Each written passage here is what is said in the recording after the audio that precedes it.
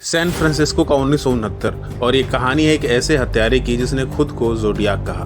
उसने इस पूरे एरिया में आतंक मचा दिया था। खून की नदियां, मिस्टीरियस सिफर और एक ऐसा रहस्य जो आज तक अनसुलझा है। 5 हत्याएं और एक कोड जो कुछ लोगों का मानना है कि उसकी पहचान को उजागर कर सकता है। उसके अंतिम सिफर का राज खुलने वाला है। वीडियो के एंड तक बने रहें क्योंकि ये कहानी सब कुछ बदल सकती है। अगर आप इस डरावने रहस्य में गोता लगाने को तैयार हैं तो लाइक बटन दबाएं और सब्सक्राइब करें। 1960 के अंत में जोडियाक किलर ने कैलिफोर्निया में डर का माहौल बना दिया था। उसके पहले शिकार थे लू जेंसेन और डेविड फेराडे। इन दोनों को दिसंबर 1968 में एक लवर लेन पर गोली मार दी गई। फिर आए डार्लिन फेरिन और माइकल मैग्यू। इन दोनों पर पार्किंग लॉट में हमला हुआ।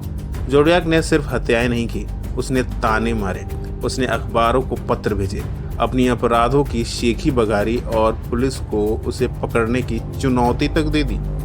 हर लेटर पर जोडियाक के क्रॉस हेयर का चिन्ह था। जोडियाक का तो दावा था कि उसने 37 लोगों की हत्याएं की, हालांकि केवल 5 हत्याएं आधिकारिक तौर पर उससे जोड़ी गईं। जोडियाक को अलग बनाता था उसके भेजे गए सिंबल्स। उसने 4 सिफर भेजे। ये बड़े मुश्किल कोड थे। उसने दावा किया था कि ये सिंबल्स ही उसकी पहचान बताएंगे, पर केवल एक सिंबल 408 सिफर पूरी तरह हल हो पाया था। उसमें लिखा था, मैं एंजॉयमेंट के लिए हत्याएं करता हूँ। इंसान मेरे लिए जानवरों से अलग नहीं है। बाकी बातें आज तक रहस्य हैं, लेकिन अब असली मजा शुरू होता है। 2020 में एक टीम ने 51 साल बाद 340 सिफर को तोड़ दिया और जो उन्होंने पाया वो एक रहस्य हो सकता है जो सामने छिपा हुआ था।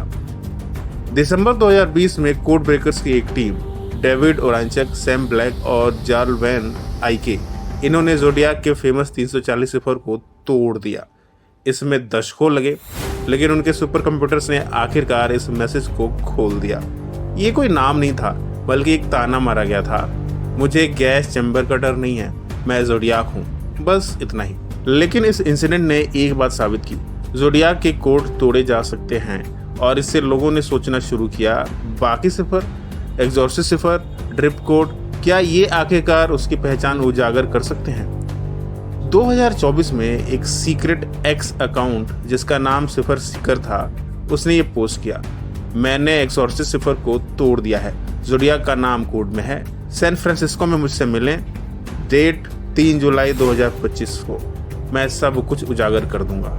ये पोस्ट वायरल हो गई, हजारों रिपोस्ट हुए और फिर अकाउंट गायब हो गया।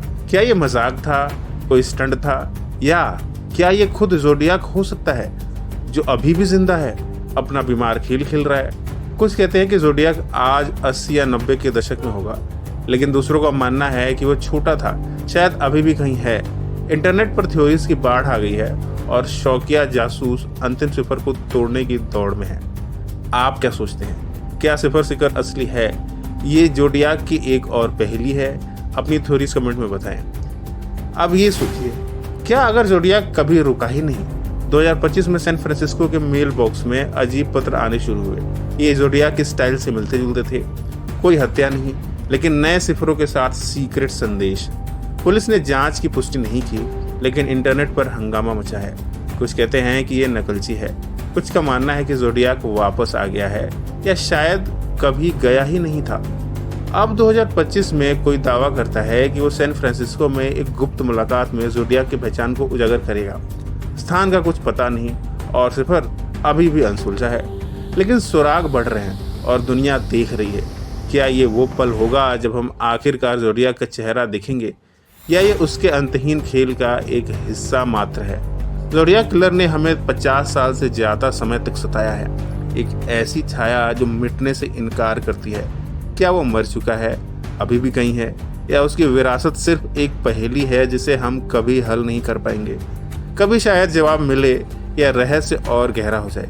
एक बात पक्की है, जोडियाक चाहता है कि हम उसके खेल को खेलते रहें। क्या आप इस शिकार में शामिल होंगे?